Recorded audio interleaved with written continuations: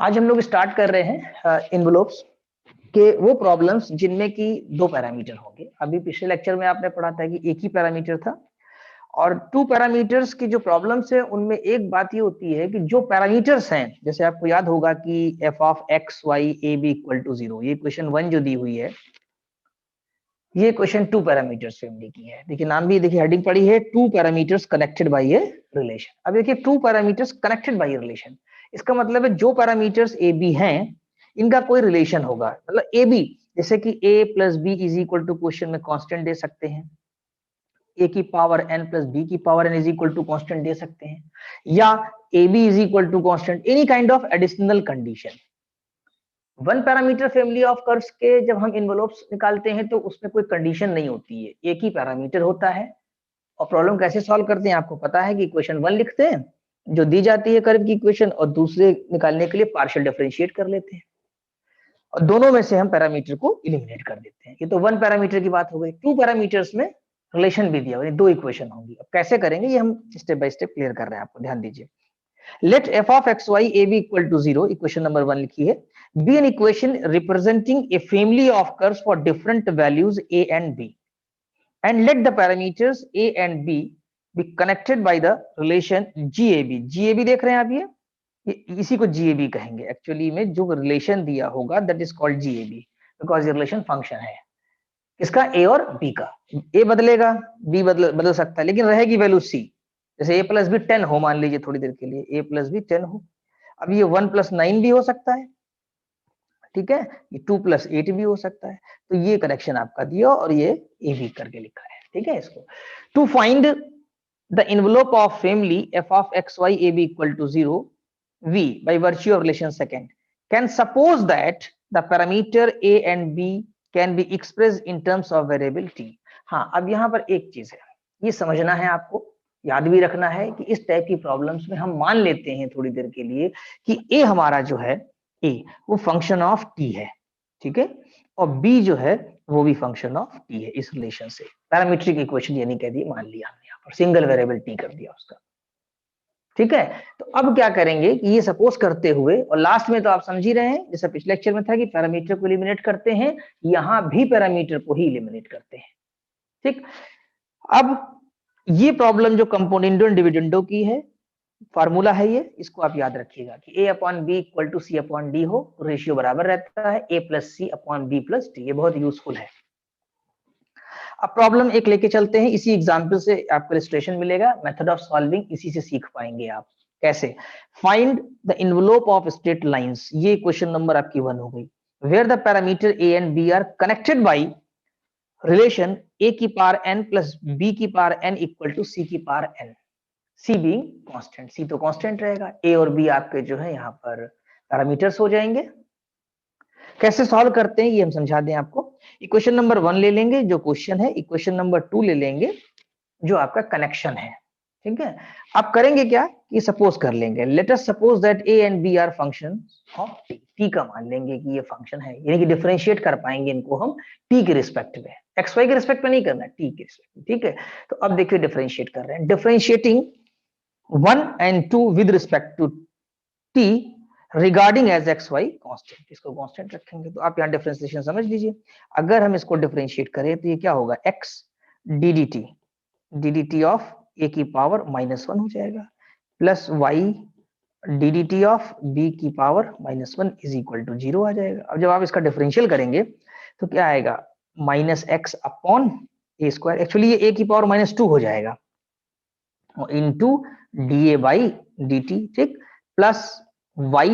अब जब इसका करेंगे तो माइनस पहले आएगा, जैसे माइनस आ गया, और b की पावर क्या हो जाएगा -2, b की पावर -2 को क्या लिख सकते हैं, 1 अपॉन b स्क्वायर, और dB by dt is equal to 0। देखिए ये डिफरेंशियल यहाँ लिखा हुआ है, वी गेट, अच्छा माइनस माइनस हटा दीजिए आप यहाँ से, तो देखिए ये मिल जाएगा x upon a square dA by dt plus y upon b square dB by dt is equal to 0। ये जितनी भी प्रॉब्लम्स आप लगाएंगे इन्वेलोप निकालने की जिनमें दो पैरामीटर होगा, यही अप्रोच लेनी है आपको, और इक्वेशन नंबर 3 बना लेनी है। अब जब ये बन जाएगी तो इसका मेथड ये है कि dA बाई dt और dB बाई dt का एक रेशियो डेवलप कर लीजिए। कर सकते हैं, कैसे कर सकते हैं, इसको हम इधर राइट में लेके ट्रांसफर कर दें, राइट में चले जाएं, क्लियर। और इससे रेशियो हमारा डेवलप हो जाएगा। लेकिन यहाँ पहले क्या किया है कि एक और इक्वेशन को डिफरेंशिएट कर लिया है, तब इसको इधर राइट में ले गए हैं। ठीक है, देखिए एक डिफरेंशियल और किया है, किसको, इक्वेशन नंबर 2 को पहले डिफरेंशिएट कर लेते हैं। इक्वेशन नंबर 2 को जब आप डिफरेंशिएट करेंगे, देखिए यहाँ करके दिखा देते हैं आपको कैसे करेंगे। n और a की पावर क्या हो जाएगा, n-1, और ये लिखा ही हुआ है वैसे, यहाँ देख लीजिए, n a की power n-1 dA/dt plus n b की पावर n-1, तो dB/dt प्लस n आ जाएगा b की power n-1 dB/dt is equal to 0। ठीक, क्योंकि हमारा ये a की पावर n प्लस b की पावर n और c कांस्टेंट होने की वजह से इसका डिफरेंशियल क्या हो जाएगा, 0 हो जाएगा। तो ये मान लीजिए क्वेश्चन नंबर जो 3 आपने बनाई और इक्वेशन नंबर जो 4 बनाई, ये डिफरेंशिएट कर लिया इसमें केवल। अब हम दो इक्वेशन बनाएंगे ए और बी, राइट। ए बी जो हम बनाएंगे वो इक्वेशंस हमारी इससे बनेगी, थर्ड नंबर से। एक थर्ड से बनेगी equation a, d a upon d T upon D B by D t. Actually हम इसको यहाँ कैलकुलेट करके आपको दिखा दें कि अगर आप इसको ऐसे लिखते हैं तो x upon A square D A by D T equal to क्या हो जाएगा, minus y upon B square D B by D T, right. अब D A by D T और D B by D T, इसका ratio इसको denominator में डाल दीजिए इसके आप, D A by D T upon D B by D T, और ये न्यूमिनेटर में रहने दीजिए y अपॉन बी स्क्वायर, और x अपॉन ए स्क्वायर को इसके डिनोमिनेटर में कर दीजिए राइट साइड में, तो आ जाएगा minus y upon B square upon x upon A square. I think question number a समझ में आ गई होगी, कोई मुश्किल नहीं है, बस राइट में ले जाकर डिवीजन ही तो करना है हमको। ठीक, इसी तरीके से जो हमारे पास इक्वेशन नंबर 4 है, इससे हम बी बनाएंगे इक्वेशन, यानी जो कनेक्शन वाली इक्वेशन दी हुई थी और उसको हमने टी के रिस्पेक्ट में डिफरेंशिएट किया था, तो उससे हम फिर D A by D T और D by D T create करेंगे। तो D A by D T रोक लिया, इस वाले टर्म को राइट में शिफ्ट किया और D B by D t से डिवाइड कर दिया, तो D A by D t करते हुए यहां तक पहुंच गए हम लोग। ठीक है, तो D A by D T upon D B by D t is equal to, इसमें आया minus B to the power n-1 upon a to the power, क्योंकि n n कैंसिल हो जाएगा, जब आप राइटिंग में करेंगे तो ये चीज आ जाएगी। अब इसमें काम और कर सकते हैं, इसमें जो a की पावर n-1 इसको ऊपर कर दिया तो a आ गया, निगेटिव पावर हट गई, और जो b वाला निगेटिव उसको नीचे ले आए। ठीक है, तो minus B to the power n a upon a to the power n into B, equation number B आ गया आपका ये। ठीक, अब दोनों इक्वेशन से हमने एक इक्वेशन ए बना ली और एक इक्वेशन नंबर बी बना ली। ठीक, अब इन दोनों को हम इक्वेट कर देंगे, इनके लेफ्ट साइड देखिए, d A by D T upon D B by D t a में भी है और d A by D T upon d by D t b में भी है।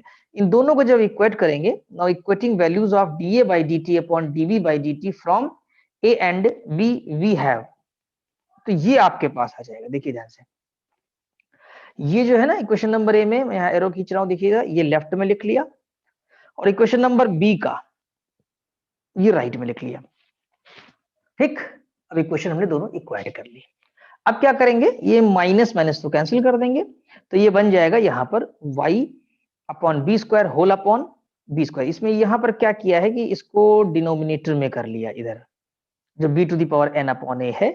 ठीक, और ये जो आपके पास x अपॉन ए इसको ऊपर लेके चले गए, तो ये वाला क्रिएट होगा जहाँ पे चल रहा, ध्यान दीजिए बैलेंसिंग इसकी, y अपॉन बी स्क्वायर, और ये जो b to the power n a था राइट में न्यूमिनेटर में, उसको हम लेफ्ट के डिनोमिनेटर में ले आए हैं। ठीक है, और जो लेफ्ट के डिनोमिनेटर में है वो राइट के न्यूमिनेटर में चला गया है। नोटिस करिए इस बात को, यहाँ पर कैलकुलेशन को ध्यान रखिएगा। अब ऐसा क्यों किया, अब इसका मैं रीजन बताता हूँ आपको, ध्यान सुनिएगा। ऐसा इसलिए किया क्योंकि इक्वेशन नंबर 1 जो आपकी दी है उसमें x upon a plus y upon b equal to 1 है, और ये कनेक्शन है। हम क्या करते हैं, अपने को इस तरह से मैनेज करेंगे टर्म्स को कि ये वाला फॉर्मूला लग जाए, a upon b equal to c upon d equal to a plus, यानी न्यूमिनेटर न्यूमिनेटर ऐड कर देंगे, ऊपर ऊपर का जुड़ जाएगा, नीचे नीचे का जुड़ जाएगा, और ये इक्वेशन 1 भी हमारी यूज हो जाए, इक्वेशन 2 भी हमारी यूज हो जाए, तभी एक्स वाई हटा पाएंगे हम। ठीक, तो कैसे करते हैं मैनेज, ध्यान दीजिएगा। तो एक्स वाला देखिए, इसमें लेफ्ट में y upon B square upon B to the power n a है, x अपॉन ए स्क्वायर। अब एक काम करें, हमारे पास तो y अपॉन बी स्क्वायर है ना, इसको y अपॉन बी करिए, इसको क्या करिए y अपॉन बी, और इसको करिए x upon A. y upon B upon x upon A करना चाहेंगे हम, क्यों, क्योंकि जब हम ऊपर ऊपर न्यूमिनेटर ऐड करेंगे तो हमको 1 मिल जाएगा। ठीक है, तो अब इसका कैलकुलेशन जब आप करेंगे तो y अपॉन बी लिख लेंगे, एक बी नीचे कर देंगे, वो इससे कैंसिल हो जाएगा। अगर हम यहाँ पर एक थोड़ा सा स्पेस क्रिएट करके राइटिंग करें तो ध्यान दीजिएगा, y अपॉन बी लिखा और डिनोमिनेटर में b to the power n, एक b आ गया न्यूमिनेटर से नीचे आ गया, ठीक है, जो b स्क्वायर था उसका एक b नीचे कर लिया डिनोमिनेटर में, और x अपॉन a कर लिया, और a to the power n into b, और एक a न्यूमिनेटर से आ गया नीचे, ठीक। अब देखो डिनोमिनेटर में बी ए हो गया और यहाँ पर डिनोमिनेटर में लेफ्ट में बी ए हो गया, कैंसिल हो गया। तो अब आपके पास लेफ्ट में क्या बचा, y upon B to the power n, y upon B to the power n, और राइट में x upon a to the power n, x upon a to the power n। तो ये चीज आपके समझ में आ गई, पहले दो रेशियो। अब ये क्या किया, न्यूमिनेटर ऐड कर दिया, तो y upon B plus X upon A, वही कंपोनेंट डिविडेंड वाले कंसेप्ट से, और डिनोमिनेटर को ऐड कर दिया b की पावर।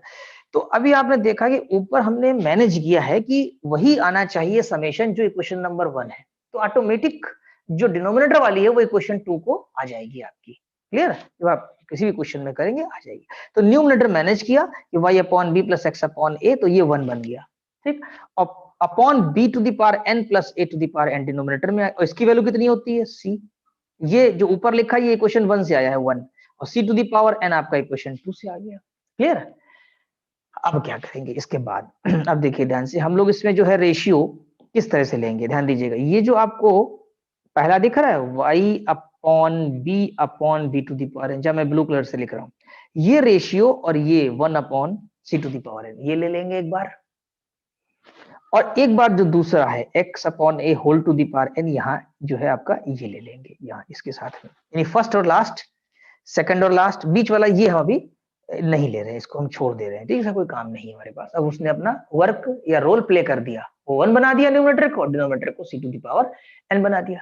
अब इससे फायदा क्या होगा आपको, इससे हम यहाँ पर क्या करेंगे कि वैल्यू कैलकुलेट करेंगे, किसकी, a की वैल्यू, क्योंकि a पैरामीटर है और b पैरामीटर है। तो ये जो पहला रेशियो है ये a वाला और एक है b वाला, तो इसमें से x upon a to the power n plus 1 is equal to 1 upon c to the power n, ये आ जाएगा यहाँ पर। ध्यान दीजिए कैसे, x अपॉन a लेते हैं, अगर ये पहले इन्होंने x अपॉन a लिया है, x upon a whole to the power, या मैं समझा दूं थोड़ा सा आपको, तो इसको करेंगे तो x upon a to the power n plus 1 is equal to 1 upon c to the power n, ठीक। देखिए यही चीज यहाँ लिखी हुई है, क्लियर। दूसरे वाले को जब आप ऐसे करोगे तो y upon B to the power n plus 1 is equal to 1 upon c to the power n, वो ये बना हुआ है, देख रहे हैं आप ये, ठीक। अब हम इस पहले वाले से, ठीक है, पहले वाले से क्रॉस मल्टीप्लाई कर दें यहाँ पर, देखिए मैं बनाता हूँ यहाँ पर, आप देखिए इसको, a to the power n plus 1 is equal to x c to the power n हो जाएगा। तो यानी कि यहाँ से a का मान, a की वैल्यू कितनी आएगी, a is equal to x c to the power n whole to the power 1 upon n plus 1 हो जाएगा, x c to the power n, ये हो जाएगा आपके पास। तो देखिए ये a निकला है, बॉक्स बंद कर रहे हैं ब्लू कलर से, ये a हो गया। उसी तरह से आप जो दूसरे वाले रेशियो से करोगे इस वाले से, तो यहाँ पर b की वैल्यू आ जाएगी c to the power n into y whole to the power 1 upon, ये मैनिपुलेशन है, अलजेब्रिक 10th क्लास का है। तो यहाँ से आपके पास b की वैल्यू आ जाएगी, राइट। तो a और b की वैल्यू आप कैलकुलेट कर लेंगे। a b की वैल्यू आने के बाद इन दोनों वैल्यूज को substituting these values of a and b कहाँ रखेंगे, इक्वेशन 1 में नहीं रखेंगे, इक्वेशन 2 में रखेंगे। इक्वेशन 2 आपके पास है a की पावर n प्लस b की power n is equal to c की पावर n। तो यहाँ a की वैल्यू पुट कर देंगे और b की, a की वैल्यू कितनी निकली है आपके पास, a की निकली है, देखिए यहाँ पर a की निकली है, अगर ध्यान से देखें तो एक्स सी की power n whole power 1 upon n plus 1, तो a की पावर n की कितनी हो जाएगी, इसी पावर n लगा दिए तो इधर भी n नहीं बढ़ जाएगा, अगर a की पावर n निकालेंगे तो राइट में भी n बढ़ जाएगा। तो वही चीज लिखी इन्होंने, a की वैल्यू, ये n बढ़ गया इसमें, देखिए पावर में n, ठीक। सिर्फ y में ये n आ जाएगा आपके पास, y c to the power n n plus 1। अब क्या करना है आपको, अब इसका c to the power n आप कॉमन ले लीजिए, तो कैलकुलेशन वहां ज्यादा नहीं लिखा है, मैं लिख दे रहा हूं, x की power n upon n plus 1, y to the power n upon n plus 1, और c to the power n, इसका जो इधर से आएगा आपके पास लेफ्ट से, तो देखा जाए तो c की पावर ये आ जाएगा minus n square upon n plus 1। क्यों आएगा माइनस में, क्योंकि जब c पे पावर लेंगे तो एक c की पावर n लगा हुआ है, ये भी n लगा हुआ है ऊपर से, तो n स्क्वायर बना देगा, तो n square upon n plus 1, ठीक है, एन स्क्वायर। अब इनको जब आप घटाते हैं यानी सब्ट्रैक्ट करते हैं तो जरा यहाँ देखिए क्या हो जाएगा आपके पास, c to the power LCM कितना आएगा n+1, ठीक, तो ये हो जाएगा आपके पास n square plus 1 minus n square cancel हो गया, c to the power 1/n+1। तो ये कैलकुलेशन इसमें नहीं था, तो आप देख रहे हैं राइट में आ गया c to the power n/n+1। तो x to the power n/n+1 plus y to the power n/n+1 equal to c to the power n/n+1, which is the required envelope, which is the required equation of envelope। तो I think ये समझ में आ गया होगा। एक बार writing करेंगे तो एक एक लाइन आपकी ये क्लियर हो जाएगी, और 1 से 2 बार वीडियो देख लीजिएगा ये वाला।